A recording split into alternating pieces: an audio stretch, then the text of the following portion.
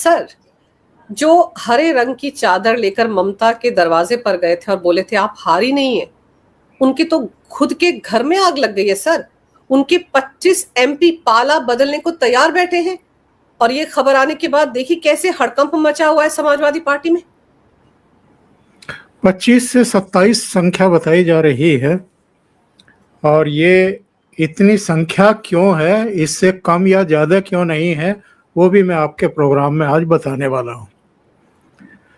देखिए 17 अप्रैल 2026 लोकसभा में महिला आरक्षण संशोधन बिल और परिसीमन बिल गिरा था और 298 उसके पक्ष में पड़े थे, 230 उसके विपक्ष में पड़े थे। अगर 352 नंबर होते बीजेपी के पास और एनडीए के पास तो वो बिल पास हो गया होता। और उस समय आपको याद होगा, देखिए 298 और 352, इसका मतलब ये है कि 54 और सांसद होते उस दिन लोकसभा में इनके साथ, तो फिर बेड़ा पार हो गया होता। अभी ममता बनर्जी के कितने टूट करके आए हैं? 20 प्लस 2, अभी ये कहा जा रहा है कि 2 और आ गए हैं, यानी 22, 28 में से 22 आ गए। 6 उद्धव ठाकरे के टूटे हैं, आज ही उन्होंने चिट्ठी दी है स्पीकर को, तो 22 और 6 28। और अगर 25 से 27 समाजवादी पार्टी के टूट जाते हैं अंजू जी, तो ये संख्या 54 से 1 या 2 ज्यादा हो जाती है। तो आप एक तो ये सुनिश्चित मान लीजिए कि वो बिल गिरने के बाद अमित शाह का भी और नरेंद्र मोदी का भी जो बयान आया था वो ये आया था कि जो महिलाएं बहुत लंबे समय से इंसाफ की राह देख रही थी, बाट जोह रही थी, उनके अधिकारों को एक तरीके से कांग्रेस के नेतृत्व में विपक्षी पार्टियों ने कुचल दिया और उन्होंने कहा था कि हम इसे पारित कराएंगे और महिलाओं को उनके हक देंगे और कोशिश करेंगे कि 2029 में ही उनको 33% आरक्षण मिल जाए और परिसीमन भी 2011 की जनगणना के अनुसार तय हो जाए, सुनिश्चित हो जाए, यानी दोनों विधेयक पारित हो जाए। आपने बड़े गौर से एक देखा होगा काकोली घोष का बयान, स्टेटमेंट। उन्होंने कहा था कि महिला आरक्षण विधेयक को पारित कराने के लिए हम टीएमसी से अलग हुए हैं। अब ये कौन कौन सी पार्टियां टूट रही हैं अंजू जी, जरा इस पर भी गौर करिए। टीएमसी जिसके 28 सांसद थे लोकसभा में, उद्धव ठाकरे की पार्टी जिसके 9 मेंबर ऑफ पार्लियामेंट हैं जिनमें से 6 आज टूट गए, शरद पवार की पार्टी जिनके 8 मेंबर हैं, उनमें से देखिए कितने टूटते हैं।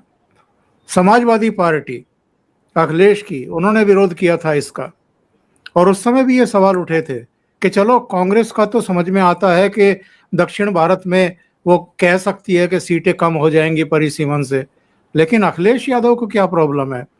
यहाँ तो 80 सीटें बढ़कर के 120 सीटें होने वाली हैं, तो ये क्यों विरोध कर रहे हैं इसका? केवल राहुल गांधी की हाँ में हाँ मिलाने के लिए या इंडी गठबंधन में बने रहने के लिए? तो इनको अब इस मामले में कितनी बड़ी कीमत चुकानी पड़ेगी ये आप देखिए। और केजरीवाल ने भी विरोध ही किया था, तो उनके राज्यसभा के 7 मेंबर ऑलरेडी टूट चुके हैं 24 अप्रैल को, 24 या 21 अप्रैल को। तो आप ये देखिए कि अगर चाणक्य ठान लें कि हमें ये सब करना है तो वो किस तरीके से हो जाता है। और एक बात और ये नोट करने वाली बात है, इस बार भारतीय जनता पार्टी ने अपनी रणनीति में आमूलचूल बदलाव किया है। टीएमसी के 20-22 सांसद टूटे हैं तो वो डायरेक्ट भारतीय जनता पार्टी में शामिल नहीं कराए गए हैं। उनको कहा गया कि त्रिपुरा की एक पार्टी है एनसीपीआई, उसकी सदस्यता ले लीजिए या उसमें अपने आप को विलित कर लीजिए।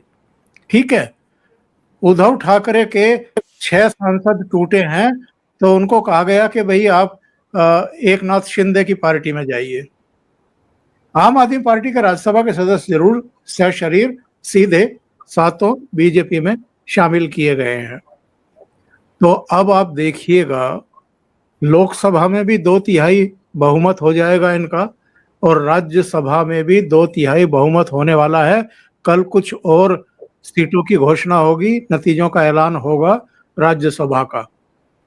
तो ये किस तरीके से चीजों को साधते हैं कि ठीक है, आपने एज ए पार्टी विरोध करके उस विधेयक को गिरा दिया, लेकिन आपके ही पार्टी के सांसद, चुने हुए सांसद, अब उसको पास कराने में भी हमारी मदद करेंगे, और वो किस रूप में करेंगे वो अब देश और दुनिया के सामने है।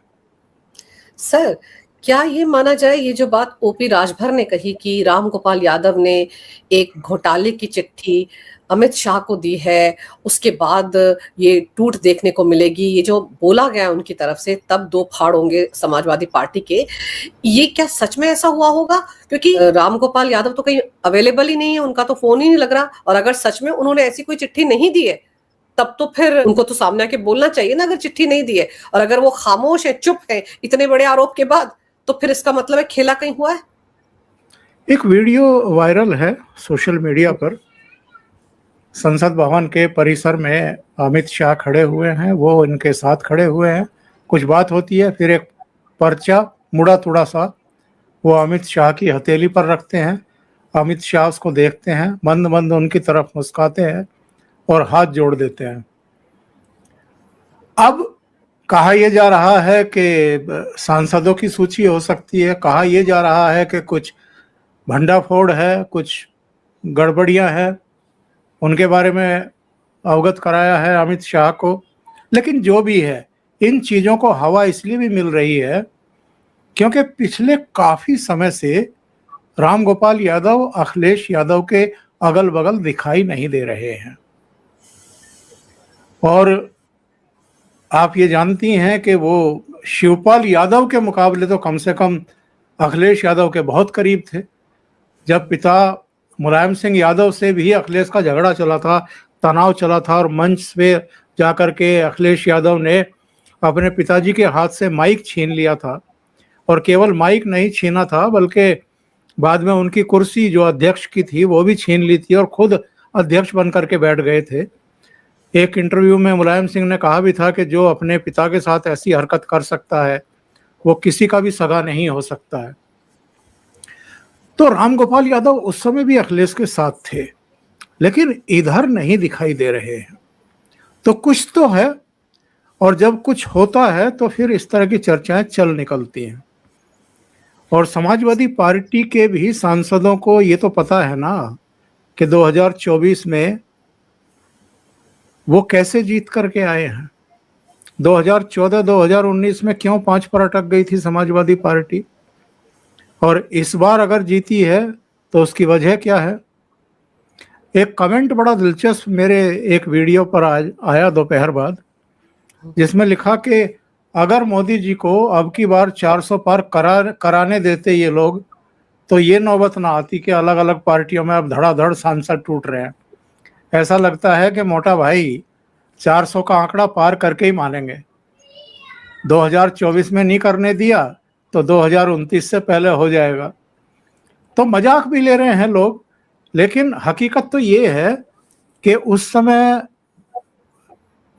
आरक्षण को लेकर के, संविधान को लेकर के एक प्रोपेगेंडा चलाया गया था, एक परसेप्शन जो है ऐसा बना दिया गया था कि मोदी जी और अमित शाह अब की बार 400 पार इसलिए मांग रहे हैं कि वो संविधान बदलेंगे।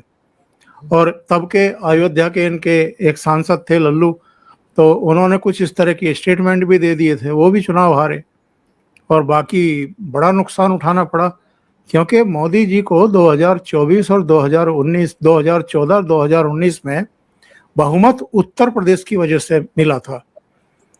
तब 70 से ज़्यादा सीटें इनको और एनडीए के सहयोगी दलों को मिला, और 2019 में भी 64 सीटें मिल गई थी। इस बार घट करके वो 33 रह गई बीजेपी की, तो बहुमत भी चला गया।